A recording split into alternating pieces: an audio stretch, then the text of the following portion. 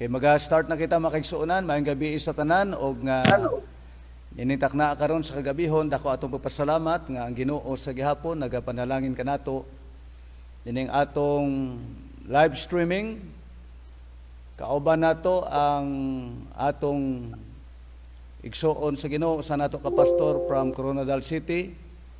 Sa gihapon si Pastor Abila ang atong Secretary sa Central Mindanao District o kauban usab nato karong gabi ang atong Filipino missionary to Hong Kong si Pastor Nelo Plaza.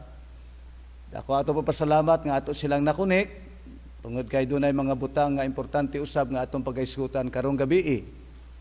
O kita nagapasalamat sa ubay-ubay na usab nga mga viewers nga sa kanunay nagasunod ni atong programa. Og sa dili pa makigsuunan kami mag-start sa mga buluhaton, og sa dili pa usab kami mag-ampo nining atong tema nga pagaisgutan karon. Ako sa ihatang panahon, Pastor Abila, nga mag-great sa atong mga kaigsuunan nga nagapaminaw sa atong broadcast, nagasubaybay ni takna karon sa kagabion. Pastor Abila, imo ang panahon. Praise the Lord. So maayong gabi sa tanan nato nga mga kaigsuunan nga nagapamati usab o naga-view sa atong live streaming program ni ining kagabion. Maayong gabi sa atong tanan mga kaigsuunan dira sa Hong Kong under kay Pastor Nelo Plaza o sa ato usab mga kaigsuunan sa UP Silagao under kay Pastor Efren Braelios o sa tanan nga mga kaigsuunan usab diri sa Coronadal City. Maayong gabi sa inyong tanan. O sa tanan nato mga viewers niinitak na karon sa kagabion. Salamat ang Dios magapanalangin sa atong tanan. Amen. Og kita nagapasalamat usab nga kauban nato ang atong pastor sa Hong Kong. Siguro pareho lang kitag oras. Og nga na-connect nato si Pastor Nelo Plaza at sa oras na ito ay ibigay ko sa kanya ang time upang batiin ang lahat po nating mga viewers itong gabing ito. Pastor Nelo, sa iyo ang time. Maraming salamat Sir Efren at Pastor Abila. Praise God. Binabati ko po, praise God, ang lahat ng mga taga-subaybay ng UP Silagao sa inyong live streaming. Praise God. Magandang gabi po sa lahat at purihin ang Panginoon. At salamat sa pagkakataon mga kapatid na ako po makakunik sa inyo. Praise God sa pamagitan nitong live streaming na ito. Praise God. So purihin ang Diyos. Greetings po mula dito sa Hong Kong sa lahat ng ating mga kapwa mananampalataya at mga kapwa kamanggagawa sa ubasan ng Diyos. Praise God. Maraming salamat po sa pagkakataon. At maraming salamat Pastor Nelo or Pastor Nel at sa lahat po ng mga pastors all over Mindanao at sa buong Pilipinas na nagasubaybay din sa ating programa every night. At ngayon ito ay isang malaking privilege na dalawang pastor po ang ating mga kasama ngayon sa napakahalaga na subject na ating pag-usapan. At bago po tayo magpatuloy ay hiniling ko si Pastor Abila na manguna sa atin sa pananalangin lalo na sa salita ng Panginoon sa gabing ito. Pastor Abila, pwede mag-pray ka ngayon. Praise the Lord. So tayo pong lahat na manalangin mga kapatid. Amen. Praise God. Dakilang Diyos, kami po ay nagpapasalamat Panginoon sa gabing ito. Sa pagkakataong ito, Panginoong Diyos, na magkaroon po kami ng sapat na panahon upang amin pong maibahagi ang inyong mga salita, Ama. Pagpalain din po ninyo ang bawat isa, Panginoong Diyos, na nakikinig ngayong gabi. Let your anointing, O God, be upon them. Nang sa ganon ay maunawaan po at matalastas po namin, Ama, ang inyong po mga salita ngayong gabi. Salamat po sa anointing at salamat po sa pagkakataong ito, Panginoong Diyos. Lahat ng kapurihan ay amin pong ibabalik sa inyong banal na pangalan, sa pangalan ng aming Panginoong Jesucristo, ang tagapagligtas. Amen. Amen. Amen. At marami pong salamat. So ngayon mga kapatid, hindi na po tayo magtatagal. Yung subject po natin kagabi ay tinalakay po natin about the hope of the church. So ngayon, ang theme po natin, ang subject po natin ay the destiny of the church. At bigyan ko lang po ito ng pundasyon. The destiny of the church ang ating verse po ay makikita natin sa Matthew chapter 16, verse 18, "And I say also unto thee that thou art Peter, and upon this rock I will build my church, and the gates of hell shall not prevail against it." Yan po ang ating mga verse na pagtuunan po natin ng pansin. At dito din sa 1 Corinthians chapter 15, ganito pong ating mababasa dito sa verse 50, "Now this I say, brethren, that flesh and blood cannot inherit the kingdom of God, neither that corruption inherit incorruption. Behold, I show you a mystery. We shall not all sleep, but we shall all be changed. In a moment, in the twinkling of an eye, at the last trump, for the trumpet shall sound, and the dead shall be raised incorruptible, and we shall be changed." At last verse ay makikita po natin sa 1 Thessalonians. 1 Thessalonians chapter 4, verse 15, "For this we say unto you by the word of the Lord, that we which are alive and remain unto the coming of the Lord shall not prevent them which are asleep. For the Lord himself shall descend from heaven with a shout, with the voice of the archangel, and with the trump of God, and the dead in Christ shall rise first." So ito po ang ating mga verses ngayon na nagpapatunay na talagang babalik po ang ating Panginoong Hesus. Okay, there are two main truths that prove that when Jesus returns, the church will be still here waiting for the return of the Lord. So, ibig sabihin, dalawa po ang pahayag ng banal na kasulatan about the rapture and the second coming or second advent. At bigyan po natin ito ng differentiation, no? Itong dalawang ito.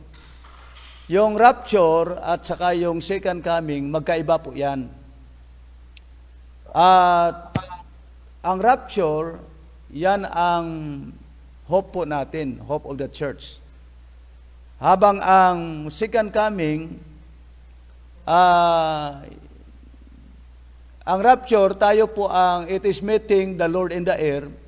Habang ang second coming naman, ay talagang babalik ang ating Panginoon kasama na yung church. Yan ang ibig sabihin. So, the first is that there is no power that can overthrow the church. Thousands have been martyred, but the church has still grown. No amount of persecution or opposition can destroy the church. Yan ang sinabi ng Panginoon, hell itself cannot prevail against the church. The church is indestructible. Fire cannot burn her, floods cannot drown her, tempests and storms cannot move the church. Why? Because Jesus built the church upon the rock, and she will overcome all the powers of hell thrown against her. So, dito po makikita po natin na ang destiny po ng church ay napaka maliwanag po na mayroon talaga tayong pag-asa lalo na sa ating panahon ngayon. Pastor Abila, ano bang masasabi mo sa church na ito? Is the church will escape great tribulation o dadaan pa ba tayo ng great tribulation before the rapture of the church? Pastor Abila? Praise the Lord. Maraming salamat, Pastor Efren. No? So yan po ang tatalakayin natin ngayong gabi, mga kapatid. The church will skip the great tribulation. So ang tanong kung talagang dadaan pa ba, makakaranas pa ba ng malaking kapighatian ang iglesia ng ating Panginoong Hesukristo. So tingnan po natin ang mga talata ng banal na kasulatan, mga kapatid. Sa ganun ay maunawaan po natin kung anong ibig sabihin ng tinatawag nating tribulation. Una sa lahat, dito po sa Luke chapter 21 verse 28, sa talatang ito, mga kapatid, ay sinasabi po ng ating Panginoon sa verse 28, sabi niya, datapwat kung magpasimulang mangyari ang mga bagay na ito, ay magsitingin kayo at itaas ninyo ang inyong mga ulo sapagkat malapit na ang pagkatubos ninyo. So, ibig sabihin, ang hinihintay po natin, mga kapatid, ay ang kaligtasan. No? Kaligtasan saan? Una-una sa lahat, kaligtasan po mula sa tribulation ito, mga kapatid. No? Ito pong kapighatian ito. Then, pangalawa, mga kapatid, dito po sa book of Luke din, chapter 21, verse 36. Sa verse 36, sabi po dito, mga kapatid, datapwat, mangagpuyat kayo sa bawat panahon na mga agsidaing upang kamtin ninyo ang makatakas.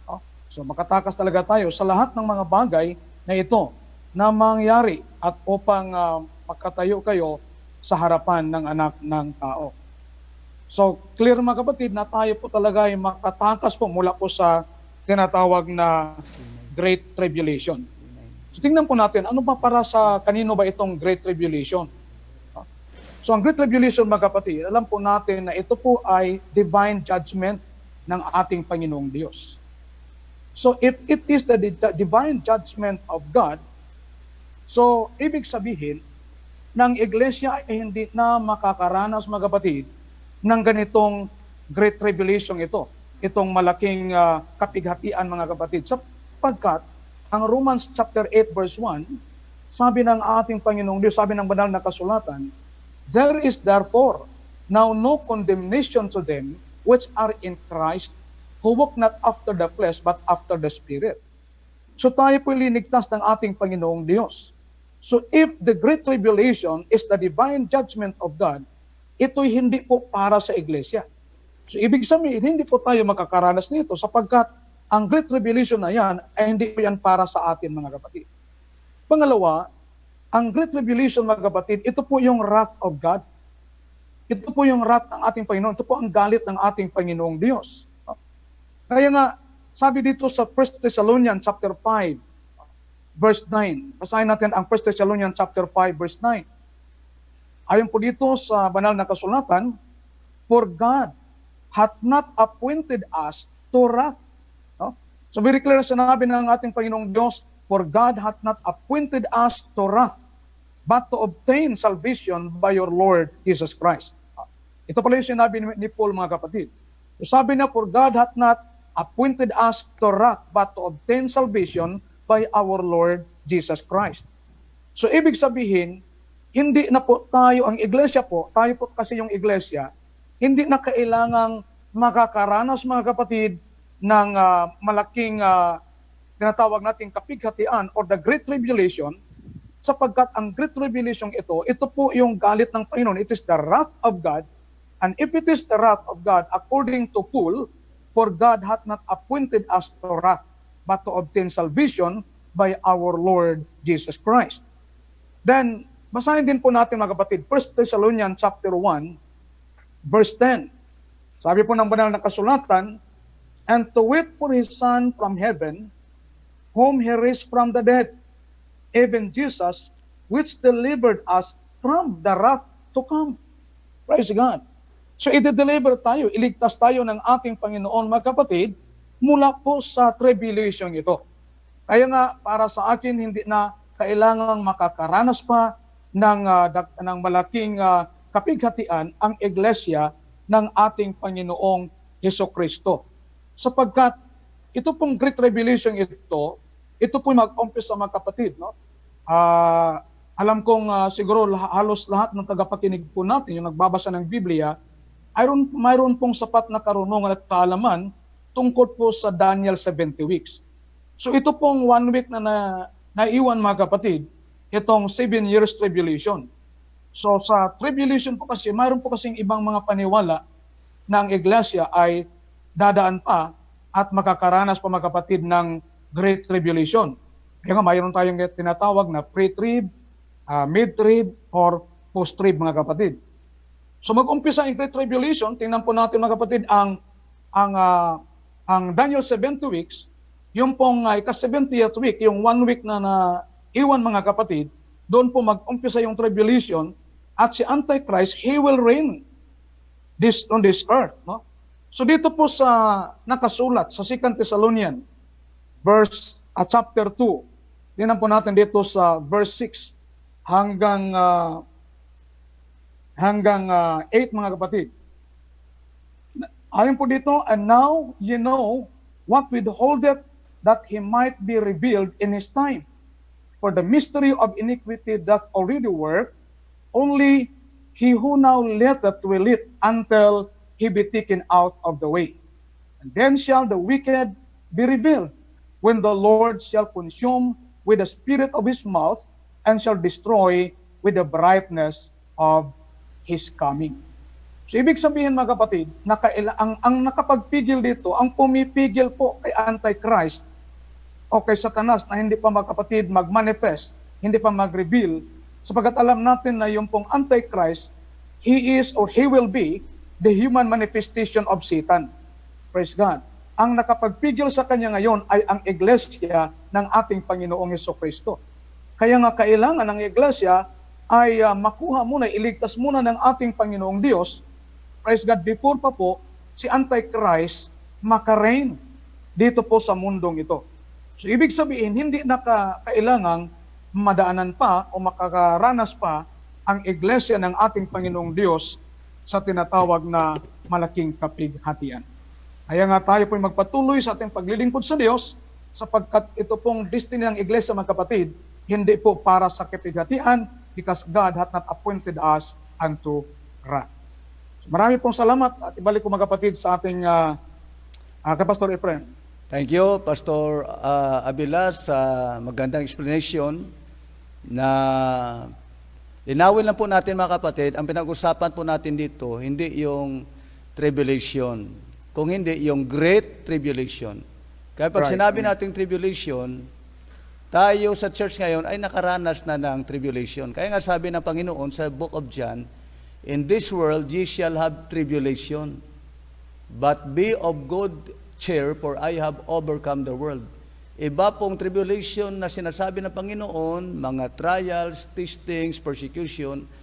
Pero itong tribulation na ating pinag-uusapan ay yung tinatawag na Great Tribulation. Sa darating pa na panahon, na sabi ng banal na kasulatan na hindi pa naranasan ng buong mundo itong Great Tribulation dahil ito ay nasa future pa po. Kaya, yun ang sinabi ni Pastor Abila na ang church ay hindi na pwedeng dumaan o makaranas ng Great Tribulation. Kaya ibigay po natin sa anong comment ni Pastor Neil about sa explanation ng ating Pastor Abila. Pastor Neil, meron kang idagdag? Maraming salamat Sir Efren at Pastor Abila. Siguro sa mga ilang sandali, mag-focus muna ako sa sa destiny of the church. Okay, Balikan ko na lang mamaya, praise God, yung mga ilang komentaryo ko patungkol dyan sa Great Tribulation. Siguro mga 5 minutes, babasahin ko lang itong introductory part ko. Praise God. Sige, sir. The church is one of the greatest team in the history of mankind. We are discussing tonight the church that Jesus built when He left the earth for glory 2,000 years ago. For so many weeks already, we have talked about what the church is, when Christ built it, how to identify it in this crowded and confusing modern religious landscape, what significance it has to each of us individually, and what responsibility we each bear to it. All of these are very relevant and critical questions. But tonight, we are going to look ahead. What does the future hold for the Church of Christ? Jesus said, nothing would prevent Him from building His church. Na-quote ni Sir Efren kanina, Matthew 16:18, but what are its prospects for the future? How long that may be? Malapit na ba o matagal pa, mga kapatid? There's a wonderful statement made by the Hebrew writer as he urges the disciples to remain faithful to Jesus, not to forsake Christianity, to return to the sacrifices of the Jewish temple. Some were tempted to do so because from their vantage point, the future looked bleak for the Church of Christ. Persecution, opposition were closing in, and they could very well lose their lives just because they were following Jesus and were numbered among his church. Paul wrote in Hebrews 12:23-28, to the general assembly and church of the firstborn, which are written in heaven, to God, judge of all, to the spirits of just men made perfect, and to Jesus, the mediator of the new covenant, and to the blood of sprinkling that speaketh better things than that of Abel. See that ye refuse not him that speaketh, for if they escape not who refuse him that speak on earth, much more shall not we escape. Here's the word, much more shall not we escape if we turn away from him that speaketh from heaven. So if the rapture is the only way of escape of the church from this great tribulation, Paul have an advice to us that we will not refuse him that speak, praise God, that comes from heaven. And he said, whose voice then shook the earth, but now he hath promised, saying, yet once more, I shake not the earth only, but also heaven. Take note of these lines. I shake not the earth only, but also heaven. And this word, yet once more, signified the removing of those things that are shaken and of these things that are made, that those things which cannot be shaken may remain. Wherefore, we receiving a kingdom which cannot be moved, let us have grace whereby we may serve God acceptably with reverence and godly fear. So to put it simply, temporal things, including the temple with its ordinances and sacrifices, would pass away. But spiritual things will remain and last forever. He say, we have received a kingdom which cannot be moved. Praise God. So tonight, as we discuss, praise God, the church may be threatened, praise God, but the future is very sure. Hallelujah. So as we discuss tonight with our Wilbur's teachers and leaders, let's consider the destiny of the Church of Christ. So when Jesus said, upon this rock I will build my church, perhaps his disciples did not understand the real impact of what Jesus would build. Maybe that's because they did not really understand the rock that the church would be built upon. That rock was Jesus Christ, the eternal one. Praise God, hallelujah. So even so, that would not keep him from doing what he said and building his church. Little that band of bewildered disciples know that the time, the impact that Jesus Christ would have on the history and future of the world. Little did they then understand that they would be the foundation of a movement that would literally sweep the earth and transform it. So we recall what Prophet Daniel prophesied King Nebuchadnezzar about the establishment of the church hundreds of years before. Look at Daniel chapter 2, verse 44. And in the days of these kings shall the God of heaven set up a kingdom, which shall never be destroyed. And the kingdom shall not be left to other people, but it shall break in pieces and consume all those kingdoms, and it shall stand forever. So no other kingdom would overtake it or destroy it. No power on earth or in hell beneath would bring it to ruin. It would stand. And it will stand as long as time remains. So the church, the kingdom of God, would stand as long as time remains. Jesus was enthroned on the right hand, or we say authority of God, when he ascended from earth back to glory. He presently reigned as king over his kingdom. So at the same time, in the same event, he became head over the church that he built on the day of Pentecost, doing his resurrection and ascension. But that doesn't mean that his kingdom would be unopposed. His church has always been the target of skepticism. His church is always a target of ridicule, even violent opposition, persecution, beginning with the apostles of Christ themselves. nearly all of them died horrific death as martyrs for Christ and His church. So kung tribulation ang pag-usapan, napugutan na nga sila ng ulo, pero hindi pa nangyari ang rapture. So in fact, there were some 10 bloody persecutions waged against the church in its very earliest days, which led to many Christians being fed to lions, burned at the stake, binalatan sila, played, many stoned to death, many were thrown into prison and suffered very cruel injustices, either at the hand of the Jewish leaders or pagan Roman government.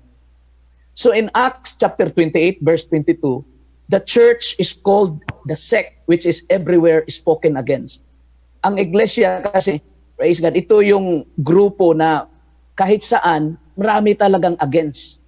When you consider the fierce and vicious assault that was unleashed against this new institution from its very inception, it's remarkable that it survived. The church survived. In fact, one of the greatest testimonies to the veracity and legitimacy of the Christian message and the Church of Christ is its longevity and its durability. Praise God. What other message, movement, or group would survive the spiritual, physical, and ideological attempt to stamp it out that Christianity has received for the better part of the millennia? 2 millennium na ang dumaan. There are so many governments or forces of people try to annihilate the church, stop the church, but yet the church stand. That's a remarkable testimony. There is an interesting story in Acts chapter 5 about the persecution of the apostles. The Jewish leaders were ready to kill them because they were preaching Jesus and turning people to Christ. There was a Pharisee by the name of Gamaliel, who was a well-known man, a professor of the Jewish School of Theology, where Paul attended at one time in his life. Estudyante po si Pablo ni Gamaliel. But in this case, Gamaliel ended up sparing this man of God's life, even though he was no supporter or sympathizer with Christianity by any means. But he said, was really a cowardly cop-out. Instead of truly considering the evidence supporting Christianity and fairly putting Christianity on trial, he is merely minimizing or dismissing it. But in so doing, he unwittingly stated a very powerful and telling truth. He basically told his Jewish colleagues to go back up and let the apostles be, because their message likely would not amount anything more than a flash in the pan. He cited a few insurrection rabble-rousers who had come along in the past and caused a stir among the people, like Theudas and Judas of Galilee, saying that they had not amounted much. When they died, their disciples scattered and their movements fizzled and died. He says that if this Jesus movement is like those, the same will happen. Time will take care of it. But let's look what Gamaliel said in 5:38 and 39. And now I say unto you, refrain from these men, let them alone. If this counsel or this work be of men, it will come to naught. But if it be of God, ye cannot overthrow it. Right. So we believe that the church is built by God. This is the work of God. No one can overthrow it. Praise God. But if we are going to look forward for the future, the destiny of the church, praise God, whether, actually, Gamaliel, whether he meant it or not, he expressed at least one tremendous truth, that when he said, you won't destroy the work of God, so if the church is of Christ, you won't destroy it. It will stand no matter what anybody does to it or against it. So, well, it did live, it did survive. Many Christians died, praise God, but Christ did not yet return. Many congregations perhaps were even stamped out of existence or went away with the passage of time, but the church of the Lord Jesus Christ survived. And that is a testament to its divine origin. In 1 minute, I will read this one, because I feel that this is very important. Okay. For all its symbolism and mystery, the book of Revelation actually possesses a very simple and practical message. Perhaps in trying to delve into the mystery of the book, we miss the simplicity of it. Revelation was written by John, who received it in a vision while in the Isles of Patmos, and it was an apocryphal book sent to the beleaguered and persecuted churches in the days of the late 1st century Roman Empire. The future seemed very, very dark to the disciples in that day. If you can just imagine being in their place, they were fearful, many worship in secret, they feared daily for their lives, They were being told to bow down to Caesar, to contest to the emperor as Lord and God. To them, it seemed like the saints were encircled by the enemy, and it had to have seemed as if all hope was lost. But Revelation was a message of victory and triumph. It was a message of exhortation to the faithful to Jesus. So whether pre, mid, or whatever theory, the message for Revelation to us is just we will remain faithful to Jesus. Perhaps in our effort to minutely and carefully discern the symbols of Revelation, which often are so misinterpreted and misapplied, we miss the simple message. Hold on, God holds the future in His hands. Jesus Christ has conquered Satan as He holds the keys to death and hell. So if the church will just hold on, it will win the war, whether lesser or greater tribulation. As the old saying goes, read the back of the book and we win. Praise God. So, a simple message for us that the destiny of the church is very bright. The destiny of the church is going to enter into the world without end. That's the destiny of the church. Praise God. So maraming salamat, sir. And I will comment later about the subject sa sinabi ni Pastor Abila. Okay, so maraming salamat, Pastor Neil, sa magandang explanation about the destiny of the church. Sa totoo lang, ang destiny ng church ay sure and certain. Amen. Right. Yun ang sinabi ng Panginoon na even the gates of hell shall not prevail against the church. Kaya mababasa nga natin sa Luke 21:36, watch ye therefore, and pray always, that ye may be accounted worthy to escape all these things that shall come to pass. So ang sinabi mismo ng ating Panginoon, yung word na watch therefore and pray always. Pag ito ang ikinabubuhay ng bawat Kristiyano, sigurado, kahit ano pang mangyari sa mundo, sabi ng Panginoon, that ye may be accounted worthy to escape all these things that shall come to pass. Kaya nga sabi ng Revelation chapter 3 verse 10, because thou hast kept the word of my patience, I also will keep thee from the hour of temptation, which shall come upon all the world to try them that dwell upon the earth. So mayroon talaga mga trials, mayroon mga tribulation. Pero sabi ng Panginoon, if you will keep the word of my patience, I also will keep thee from the hour of temptation. Kaya Amen. yung destiny ng church, sigurado, kaya sabi ni Pastor Nilo, yung ilang centuries na nagdaan, ilang millennium, 2 millenniums, ay makikita natin na yung church mismo ay nakaranas ng grabing persecution, maraming namatay, but still makikita natin na hindi nawala yung church hanggang ngayon. Lalo po itong tumitibay at lumalago ang church. So, Pastor Abila, mayroon kang comment? Okay, so salamat sa ating pong mga information, lalo na pagtungkol sa church, mga kapatid. Very clear naman yung sinabi ng Book of Matthew that sabi natin, Panginoong Diyos, I will build my church and even the gates of hell shall not prevail against it. So kahit na nakaranas tayo ng maraming mga tribulations, mga trials, mga kapatid, praise God, pero nanatili pa rin tayong naglingkod sa ating Panginoong Diyos at ang iglesia po ng ating Panginoong Diyos lalong tumitibay nung nakaranas ng maraming mga tinatawag natin mga trials at minsan mga tribulations, no? Pero salamat din ng ating Panginoong Diyos sapagkat yung Great Tribulation na sinasabi ng banal na kasulatan, ito po yung divine judgment ng ating Panginoong Diyos, na yun po ay para po sa mga taong hindi naniniwala at hindi tumatanggap sa pangalan ng ating Panginoong Jesucristo. So the church, we are destined, mga kapatid, ang destiny po natin, praise the Lord, na sa sanglibutan ito, kahit na anong mga trials, mga pagsubok na maganap, mga kapatid, manatili pa rin tayong maglingkod sa ating Panginoong Jesucristo. Marami pong salamat, Pastor Efren. Okay, so mga kapatid, ay makikita po natin na yung church mismo na sinabi ng Panginoon ay makaranas talaga ng mga pagsubok.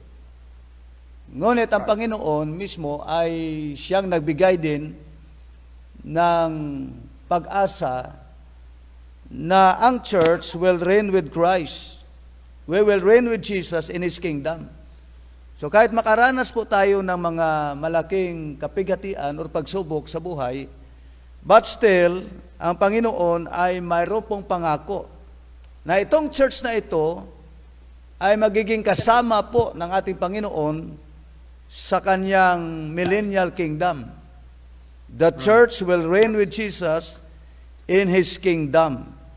Sabi ng Revelation chapter 20 verse 6, ganito po, "But these shall be priests of God and of Christ, and shall reign with Him 1,000 years." Yun ang sa millennial reign of Christ, kasama ang church diyan. At ang Revelation chapter 22 verse 5, "And they shall reign forever and ever." So maliban sa 1,000 years sa millennial kingdom dito sa earth, sa second coming of Christ, dahil sa second coming niya, ay isit up niya yung millennial kingdom, yung 1,000 years, at kasama po ang church diyan na mag-reign sa 1,000 years dito sa mundo. Pero maliban sa 1,000 years, sinabi ng Panginoon sa Revelation chapter 22 verse 5, "And they," tayo, church, "shall reign forever and ever." So napaka magandang pangako po ng ating Panginoon. So ang sinasabi po natin na yung destiny mismo ng church, katulad po natin ngayon na nangangaral ng salita ng Panginoon, hindi po ito, mga kapatid, magiging walang kabuluhan. Kung hindi, ito ay mayroong pangako ang Panginoon sa iglesia na itinatag niya sa kanyang pangalan mismo, "The rock is the Lord Jesus Christ." Sabi nga niya, upon this rock, yung rock na yan, yun ang ating Panginoon.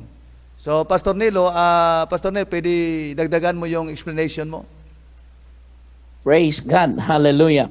I will go to the other side of the extreme, ano?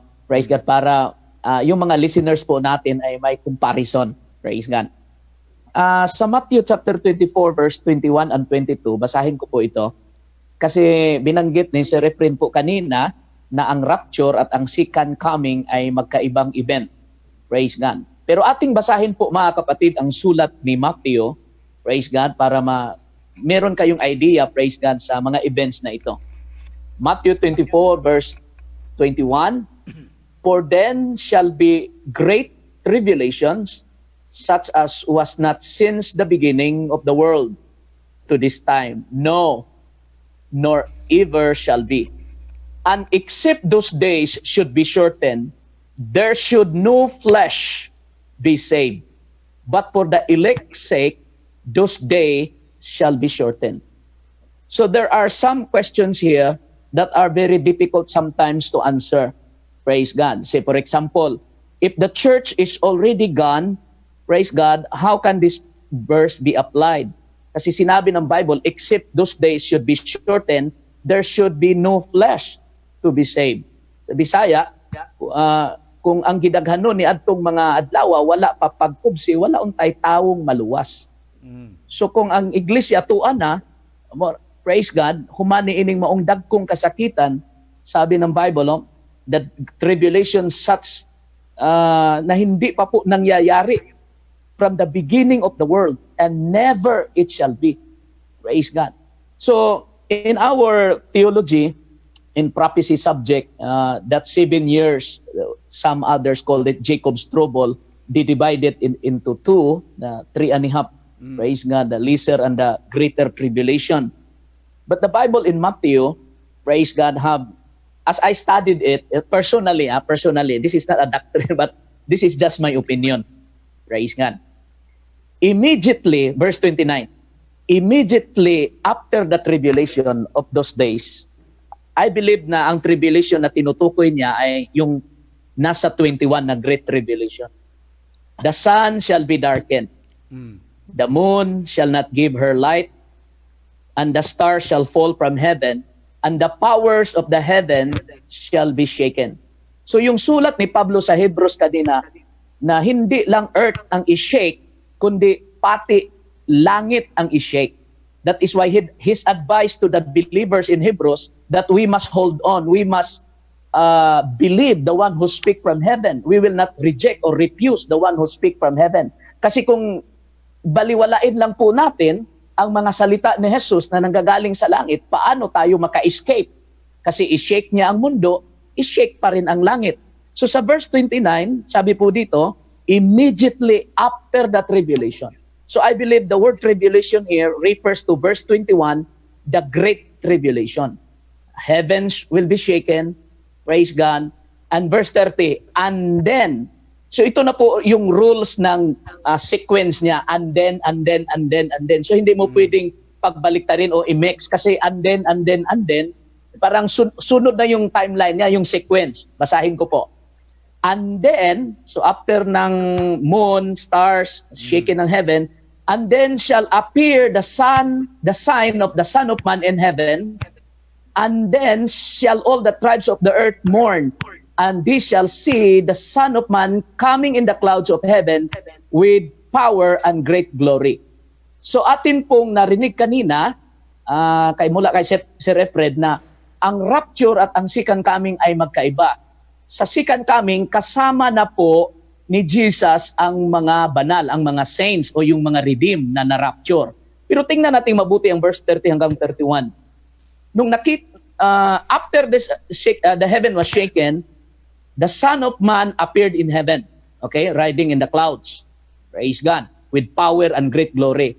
Verse 31, and he shall send his angels. So, maliwanag mga kapatid na pag nagpakita si Jesus, kung ito ay rapture na nasa alapaap na siya, uutusan niya ang mga anghel with a great sound of a trumpet, and they shall gather together his elect from the four winds. Ito na po yung east, west, south, north. From the ends of heaven to the other. Praise God. So yung pagpakita ni Jesus doon sa clouds, praise God, after ng tribulation, at after when the sun and moon will be darkened, the heavens will be shaken, then the Son of Man will appear in the clouds. All earth will see him, and they will mourn for the coming of the Son of Man. Pag nandun na siya, sabi ng verse 31, saka pa niya uutusan ang mga anghel na i-gather. Praise God. Paano? With a sound of a trumpet. And we know this is rapture, mga kapatid. Para i-gather ng Panginoon, praise God, doon sa langit ang kaniyang mga banal. So, my opinion is this. Sinabi kanina na ang church hindi makaranas ng Great Tribulation. Ako po'y naniniwala. Praise God. But, dadaan ang church, mga kapatid, na hindi makaranas. Yan po, personal ko ha. Dadaan ang church, praise God, nitong Great Tribulation na ito, pero maka-escape tayo. Praise God. Base sa sequence na sinabi ng Book of Matthew. So ako po'y naniwala na ang church safety during sa anumang tribulation yan, mag-great tribulation man yan o hindi. Praise God. Pero doon ako sa verse na sinabi sa 22 na kung hindi, paano yung pagkasabi sa Tagalog, basahin ko po mga kapatid sa wikang Tagalog. Praise God. At malibang paikliin ang mga araw na yaon ay walang lamang makaliligtas. Dahil sa mga hirang, yung mga elect nga, ay paikliin ang mga araw na yaon. So hindi po pwedeng masabi nating post na matapos talaga ang 7 years, kundi paikliin ng Diyos for the sake of the elect. Praise God. At kapag nag-appear ang Panginoon sa clouds, after ng sun, moon, and stars, and then earth will be shaken, utusan niya ang mga anghel with the sound of the trumpet para i-collect ang mga hinirang niya, yung mga redeem, yung ma-rapture. So ang tanong ko lang dito na ipapasa sa lahat, pag-discussan po natin, pag maipon na lahat ng Panginoon ang mga anak na na-rapture doon sa langit, after ng tribulation na ito, bababa ba siya kaagad to set up the millennial kingdom? Praise God. At yan ang ibigay ko kay Sir Friend. Okay, so maraming salamat, Pastor Neil, sa magandang explanation na mababasa natin sa Book of Matthew chapter 24 na sa ating pag-aaral, ang Matthew chapter 24 ay Olivet Discourse ang tawag, no? Nasa ang ating Panginoon nasa bundok ng Olibo kasama yung mga disciple. At yun ang tinatawag na Olivet Discourse sa ating pag-aaral. Ngayon, tapos na in-explain ni Pastor Nilo yung rapture.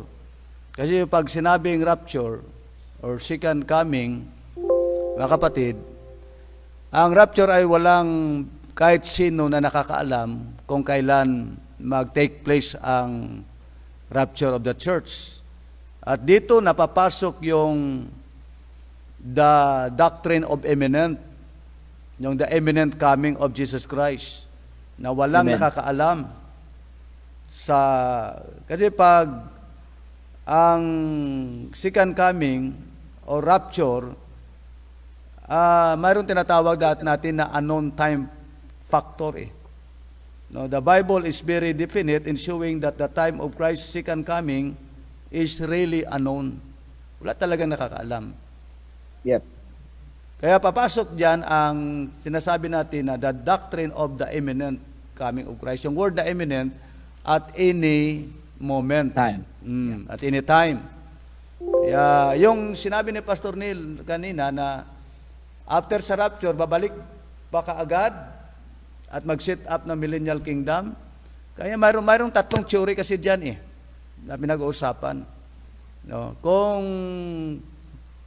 Kung theory ng post-trib, babalik ka agad. After the rapture, balik ka agad. Pero yung theory ng mid-trib, manatili pa doon ng 3.5 years. Okay.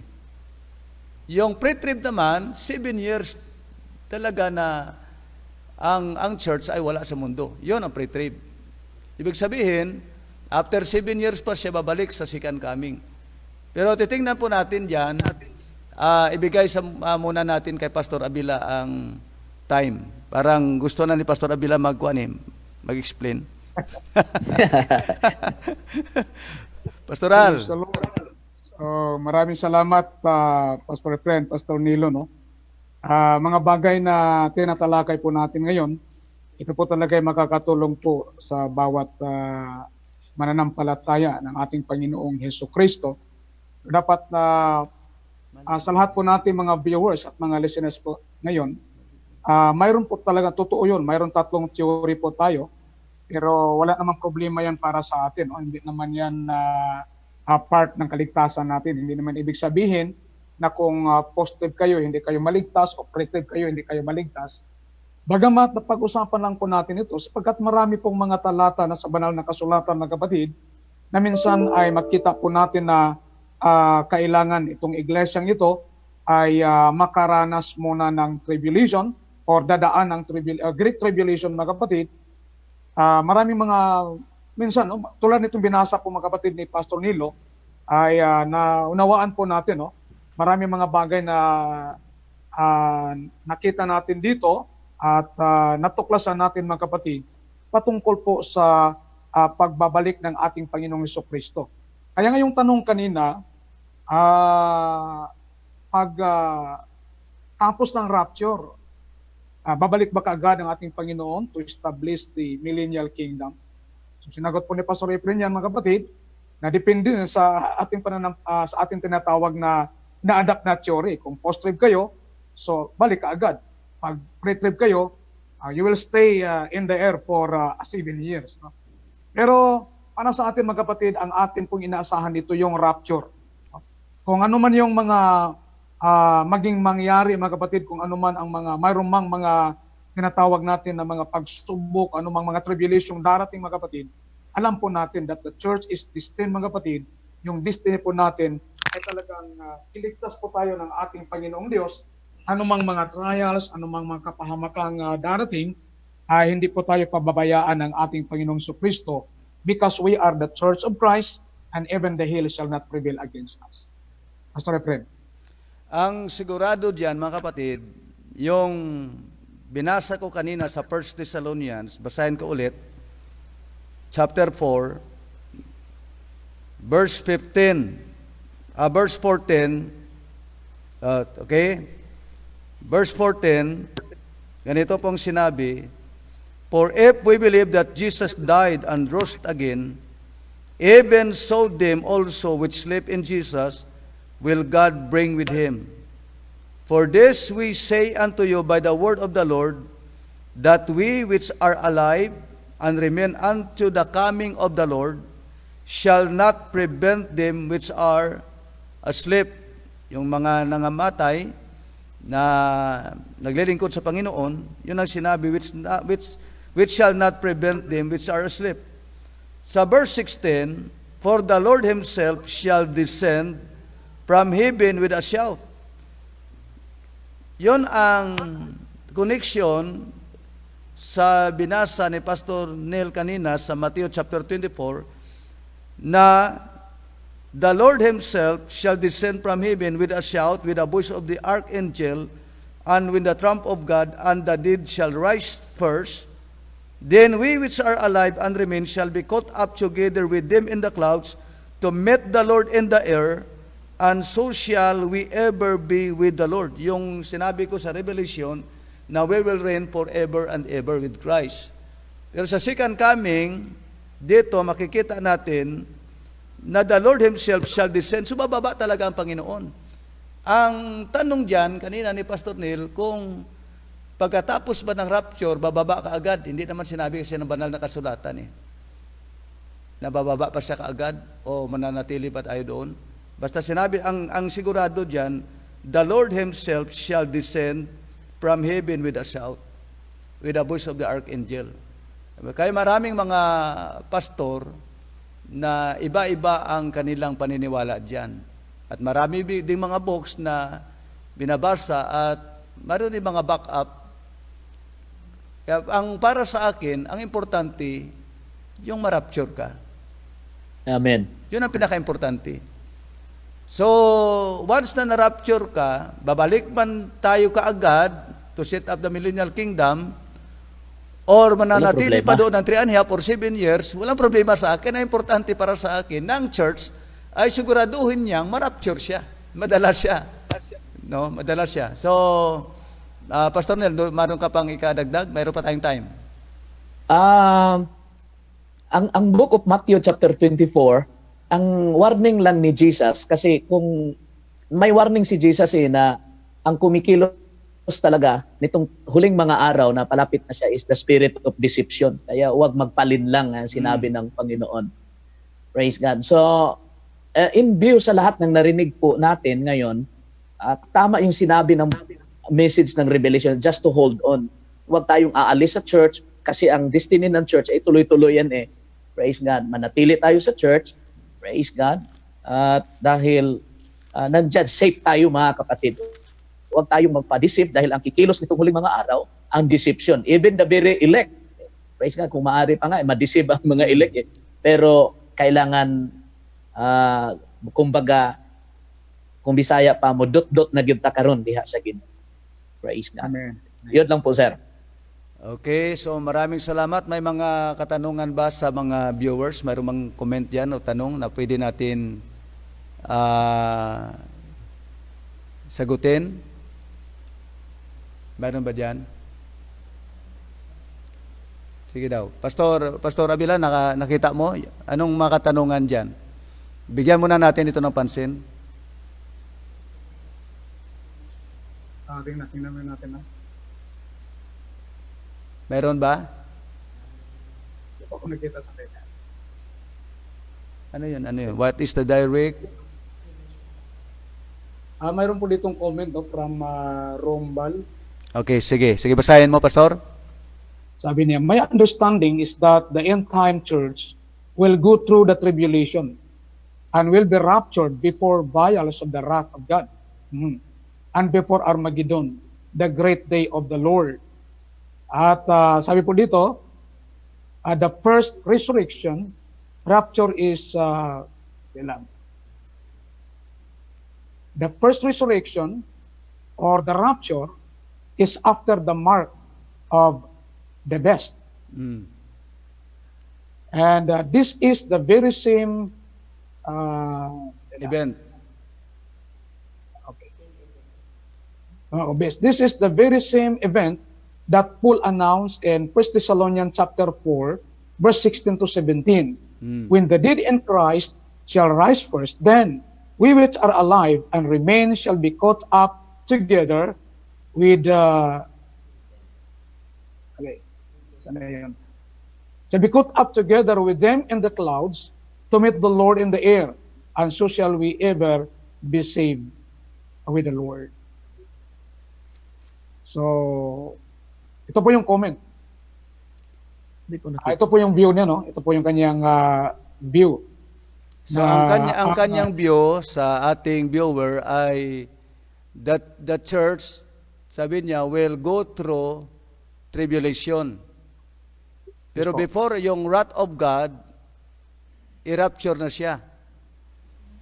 So saang view siya na nabilong? Saang theory siya nabilong? Kasi sabi niya, dadaan daw, the church will go through great tribulation, pero pagdating ng vials or the wrath of God, kukunin na yung church. So, ang kaniyang view ay nasa post, palagay ko post. Hindi pa rin natin matatawag na post kasi pag post siya, uubusin niya yung 7 years, kasali na yung vials at wrath of God dyan. Pero sinabi niya dito, nadadaan siya sa Great Tribulation, pero pagdating ng wrath of God at vials, i-rapture na yung church. Wala ng church. Wala ng church. Baka ilagay natin siya sa mid-trip. Parang ganun. Parang sa mid siya, di ba? Sa mid. Kasi pag post, yung 7 years, Great Tribulation, dadaanan mo yan. Yun ang post eh. Bago mag-rapture, tapusin mo yung 7 years Great Tribulation. Pero sa kanya, makikita po natin na iba yung kaniyang paniniwala.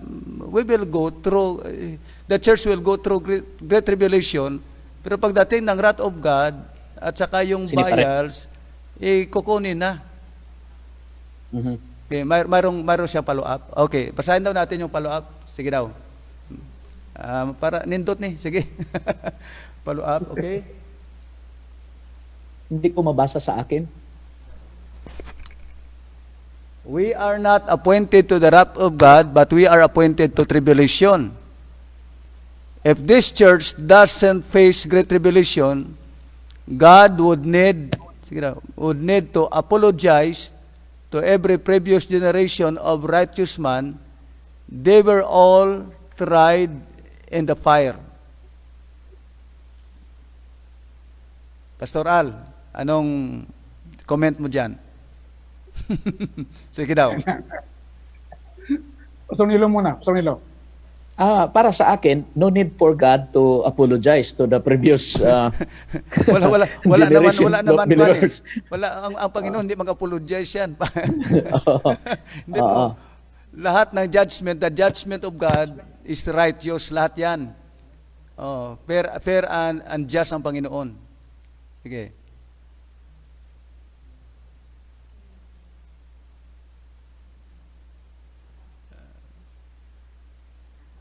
Sige, ano bang ano? Sabagay yung view parang mid-trip kasi ang tribulation kasi na pinag-usapan natin dito, ito po yung 7 years tribulation. So, yung pong 3.5 years, yan ang lesser tribulation. So, sabi niya, during po sa marking of the beast, dito po yung iglesia, no? Pagkatapos, after sa marking of the beast, in the midst of the 7 years tribulation, so, ang i-pour out na ng Panginoon ang kaniyang wrath, ang kaniyang yung great tribulation. So sabi na, wala ang iglesia dito. Dito na mangyari yung rapture. So, okay. Ano bang comment ng iba? May isang tanong dito. Sige, Pastor. Okay, sige. Basahin ko, nabasa ko na. Kay Ken Carion, okay? Matthew 24 verse 9. Okay. Kasama po ba ang church dito? Sabi niya, 24 verse 9, "They shall deliver you up to be afflicted, and shall kill you, and ye shall be hated of all nations for my name's sake." Praise God. So, ang sabi niya, kasama po ba ang church?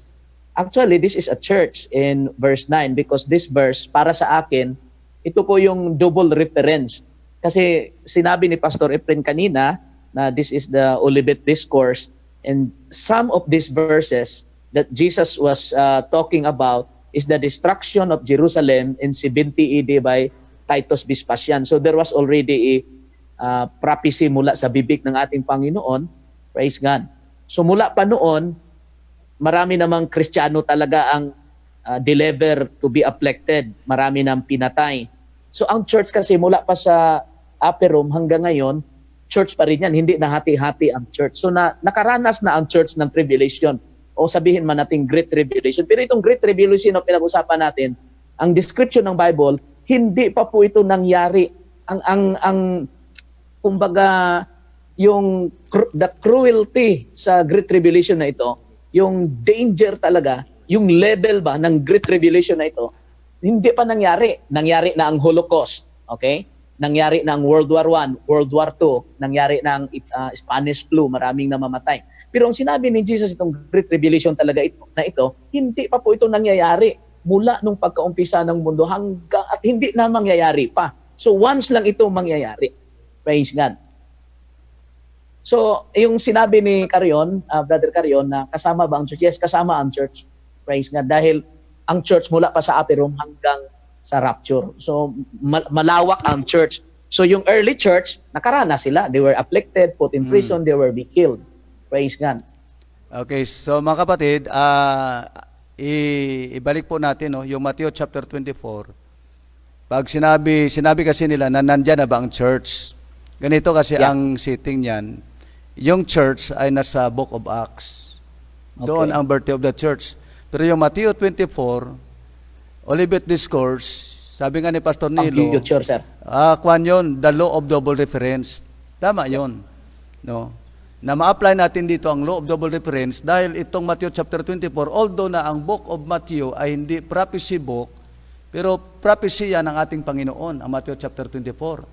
So tama Amen. yan na ma-apply natin na yan ay sa church pa rin dahil sa theology, matatawag natin yan na law of double reference. Kaya nangyari nga yan sa panahon ni Titus, 70 AD, at sa panahon din natin ngayon, mangyayari yan. Yun ang tinatawag na law of double reference.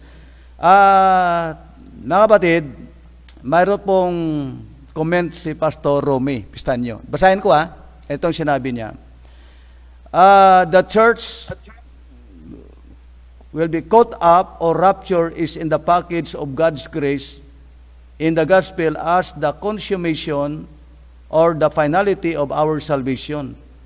Amen. Only the church will be raptured before the wrath of God will be poured out, commonly known as the Great Tribulation. We must prepare because Jesus will come as the thief in the night. Okay, so maraming salamat Pastor Romy sa comment mo na so pag ganito ang subject, maraming nagtatanong Controversial kasi ito Controversial ang subject, di ba? Oo. So, mayroon pa ba dyan? Okay, so maraming salamat mga kapatid na siguro sa sunod na panahon, magkaroon po tayo ng medyo magandang subject dahil alam po natin na hindi lamang ang mga members, kahit ang mga pastor, iba-iba kasi ang paniniwala Yes. Ang malaga dyan, na siguraduhin natin na ang church na tayo ay marapture. Huwag na nating isipin masyado yung Great Tribulation na yan or yung second coming or millennium.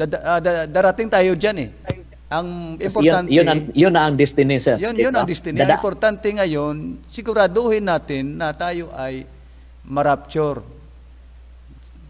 Okay, so maraming salamat at before po tayo magtapos ay ibigay ko muna ang time kay Pastor Abila na i-greet yung lahat ng ating mga viewers ulit, mga kapatiran natin, then Pastor Neil. Okay, so praise the Lord. Salamat po sa lahat ng mga nagbigay ng kanilang mga comment at mga view Siguro sa sunod na mga session po ay marami pa tayong bagay na mapag-usapan.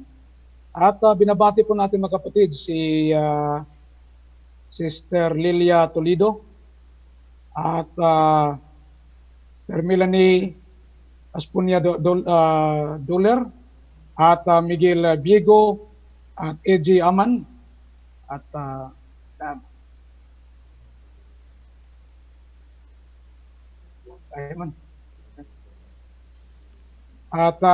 Arlene Passion Katso. So lahat po ng mga marami po dito, hindi natin mabasa siguro lahat, but binabati po natin ng lahat po natin ng mga members dito po sa Coronadal City. Salamat po sa inyong pag-view at alam kong marami po tayong napulot ng mga aral dito. At isa lang po importanteng bagay na dapat nating tandaan palagi na ang iglesia po ng ating Panginoong Diyos o tayo po yung iglesia ng ating Panginoong Jesucristo ay mayroon po tayong sure at tiyak na kaligtasan anumang mga mangyari. Ng sanglibutang ito tayo po ay ililigtas po ng ating Panginoong Jesucristo. Marami pong salamat. Praise God. Mula- Og daghang kayong salamat. Og among gipasalamatan ang mga kaigsuonan diri sa General Santos City og sa tanan nga mga pastors na walay puas sa pagsunod sa atong programa. Daghang kayong salamat. Ang Ginoo magapanalangin at si Pastor Nel sa iyo ang lahat ng time. Then at saka yung closing prayer po natin ibigay natin kay Pastor Nel. Before that, mag-greet muna siya sa atin. To all our listeners and viewers online, to North America, ito sa Hong Kong, sa Macau, at sa lahat ng dako, lalo na sa Pilipinas, maraming salamat po sa inyong time. Sa mga OFW, alam ko may trabaho pa kayo sa bahay ng inyong employer, pero dala-dala, bit-bit ninyo ang inyong mga mobile phones. Maraming salamat po. Praise God. Hallelujah. So maraming salamat si Reverend Pastor Avila sa pagkakataong ito na naging kabahagi sa inyong programa. Praise God. So let us now go into prayer. Praise God. Remember this church, the future of the church is secure because it is prepared as a bride of Christ. So let us hold on our faith. Let us Amen. continue. Praise God, because Praise this is our God. only hope to escape from this troubled world. Heavenly Father, we are so Yes, thankful Lord, of all the we love you, we blessings that you have given to us. Lord, I pray that you will bless the churches, hallelujah, in Central Mindanao. Praise God, in Mindanao as a whole, in the Philippines, and all around the world. Praise God. I pray, God, Jesus, that your Spirit will cover us. Hallelujah. I plead your precious blood, O Lord, to all your children who believe in you, baptize in your name, who receive the gift of the Holy Ghost. Lord, I plead your blood to cover us against these pestilences, and I pray for a supply of the needs of your people. From generation to generation, Lord, you prove from time to time that you are our great provider. You are our Jehovah Rapha. Thank you, Jesus, our healer, the Lord, Jehovah Shammah, the Lord who is always with us. Thank you so much, Lord. Bless Pastor Efren and the church in Lagao and the church in Coronadal. Thank you so much, Lord. Bless also those people who have comments. Praise God and touch their heart. Lead us, O Lord. Lead us. Father, we ask this in Jesus' name. Amen and amen. Amen. At maraming salamat. Okay, so daghang kayong salamat og paki-like